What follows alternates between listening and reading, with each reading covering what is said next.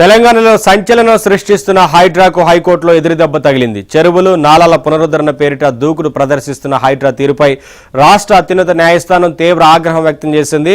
నిబంధనలకు విరుద్ధంగా ఆక్రమణల తొలగింపు పేరుతో సాగుతున్న తీరును తప్పుబట్టిన హైకోర్టు కమిషనర్ ఏవి రంగనాథ్ను ఆ బాధ్యతల నుంచి తక్షణమే తప్పించాలని సంచలన ఆదేశాలు ఇచ్చింది.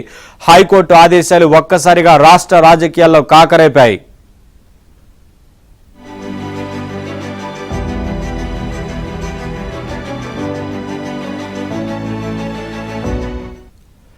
అయితే కోర్టు ఆదేశాలపై సర్కార్ ఏ నిర్ణయం తీసుకుంటుందనేది సర్వత్రా ఆసక్తి పెంచుతోంది.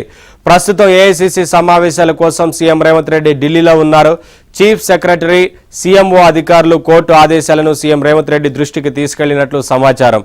కోర్టు ఉత్తర్వుల కాపీ అందిన తర్వాత న్యాయ నిపుణులతో సమగ్రంగా చర్చించనున్నట్లు సమాచారం. ఢిల్లీ నుంచి హైదరాబాద్ తిరిగి రాగానే సీఎం రేవంత్ రెడ్డి న్యాయ నిపుణులతో చర్చించనున్నారు.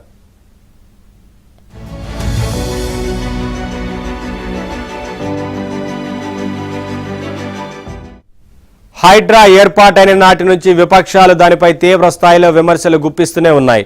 పేదల ఇళ్లను కూలుస్తూ బడాబాబులను వదిలేస్తున్నారని, లీగల్ ప్రాసెస్ పాటించడం లేదని బీఆర్ఎస్, బీజేపీ నేతలు ఆరోపిస్తున్నారు.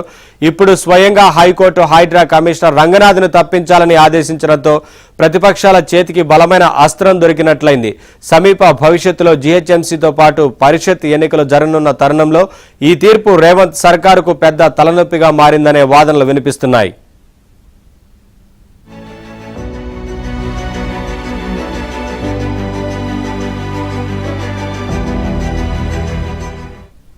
అయితే ప్రస్తుతం ప్రభుత్వం ముందు రెండు ఆప్షన్స్ ఉన్నాయి. ఒకటి, కోర్టు ఆదేశాల ప్రకారం రంగనాథ్ను బాధ్యతల నుంచి తొలగించడం. కానీ అలా చేస్తే ఇన్నాళ్లు విపక్షాలు చేసిన ఆరోపణలు నిజమేనని ఒప్పుకున్నట్లు అవుతుందన్న భయం రేవంత్ సర్కార్ను వెంటాడుతోంది. ఇక రెండో మార్గం సింగిల్ బెంచ్ తీర్పుపై డివిజన్ బెంచ్కు లేదా సుప్రీంకోర్టుకు వెళ్లడం.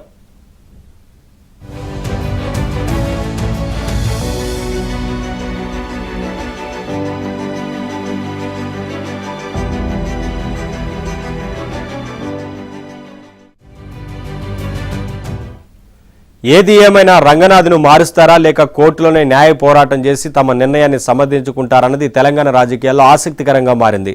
సీఎం రేవంత్ రెడ్డి హైదరాబాద్ చేరుకున్నాక తీసుకోబోయే నెక్స్ట్ స్టెప్ పై సర్వత్రా ఉత్కంఠ నెలకొంది.